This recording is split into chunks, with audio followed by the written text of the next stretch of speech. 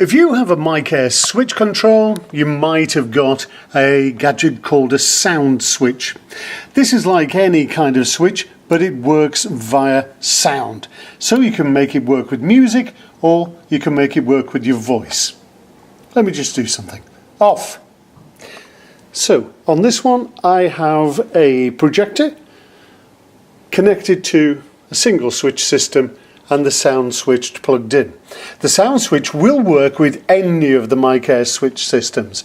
And watch what happens. If I shout, in this case, fairly loud, on, on, on.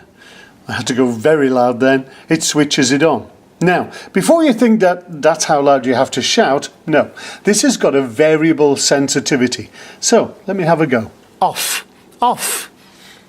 Now, I'm obviously having to shout way too loud there. So what I'm going to do is adjust the sensitivity so that I can be a lot quieter. So what I'm going to do now is turn the sensitivity up by just touching the up arrow there. Now, me just talking is now switching the projector on and off frantically. So, if you get the sensitivity too high in the wrong kind of environment, this is not going to be good news. So you really have to play with your sensitivity to make sure it's right. But here we go. Let's just try this.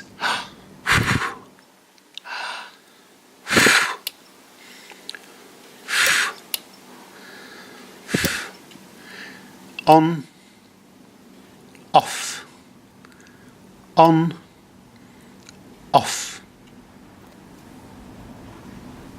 So the sound switch is actually quite incredible. It'll switch on and off just with a voice or with a tap on a table.